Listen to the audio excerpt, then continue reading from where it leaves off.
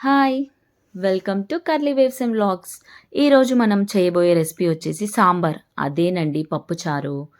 ఇప్పుడు పప్పుచారుకి కావాల్సిన ఇంగ్రీడియెంట్స్ ఏంటో ముందుగా చూద్దాం. ముందుగా 2 చిన్న చాయ్ గ్లాస్ అంతా కందిపప్పుని ఒక గంట ముందే నానబెట్టి పెట్టుకోవాలి. అదే పప్పులో కొంచెం శనగపప్పు కూడా వేసుకోండి. టేస్ట్ చాలా వస్తుంది. అది ఆప్షనల్ మీ ఇష్టము. అది పక్కన పెట్టుకున్నాక చింతపండు కూడా ఒక పెద్ద నిమ్మకాయ సైజ్ అంతా నానబెట్టి పెట్టుకోవాలి. రసం తీసి పక్కన పెట్టుకోండి. ఇప్పుడు దీంట్లో కావాల్సిన కూరగాయలు ఏంటంటే సొరకాయ, ఒక హాఫ్ సొరకాయ తీసుకొని నేను బాగా మంచిగా పొట్టు తీసుకొని కట్ చేసి పెట్టుకున్నాను. అలాగే 15 పచ్చిమిర్చి, 2 పండు టమాటాలు, ఒక పెద్ద ఉల్లిపాయ కూడా పొడుగులో కట్ చేసుకొని పెట్టుకున్నాను. ఇప్పుడు ఒక పెద్ద కుక్కర్ తీసుకొని పోపు కోసము స్టవ్ ఆన్ చేసుకొని గిన్నె పెట్టుకొని దాంట్లో ఒక పావు నూనె పోసుకొని ఆ నూనె వేడయ్యాక ఇప్పుడు మనం కట్ చేసి పెట్టుకున్న కూరగాయలు ఇవన్నీ వేసి బాగా ఫ్రై చేసుకోవాలి. అవి ఫ్రై అవుతుంటేనే దాంట్లోనే కొంచెం అల్లం వెల్లుల్లి పేస్ట్, పసుపు, ఉప్పు వేసి మనము మంచిగా ఫ్రై చేసుకోవాలి. అవి మంచిగా ఫ్రై అయిన తర్వాత మనము చింతపండు రసం తీసి పెట్టుకున్నాం కదా, ఆ రసం ఆ పోపులో వేసేసేయాలి.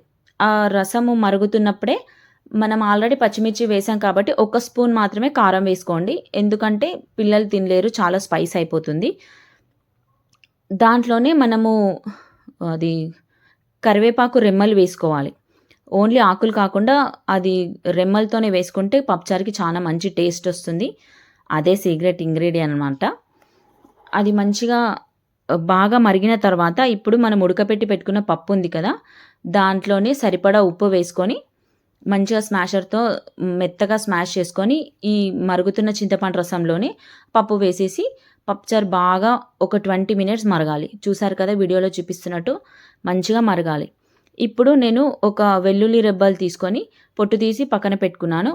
ఇప్పుడు మరుగుతున్న పప్పుచారులోకి పోపు కావాలి కదా, పోపు గిన్నె తీసుకొని దాంట్లోని పోపు వేయడానికి ఒక స్పూన్ ఆయిల్ తీసుకొని ఆయిల్ వేడయ్యాక జీలకర్ర, ఆవాలు, దంచి పెట్టుకున్న వెల్లుల్లి, ఎండుమిర్చి, పసుపు, కరివేపాకు వేసుకొని పోపు మంచిగా ఫ్రై అయిన తర్వాత ఈ మరుగుతున్న పప్పుచారులో పోపు వేసేసుకోవడమే.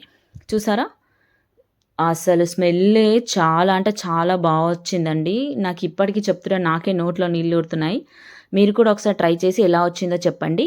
Thanks for watching. నా ఛానల్ని సబ్స్క్రైబ్ చేసుకోండి. బాయ్.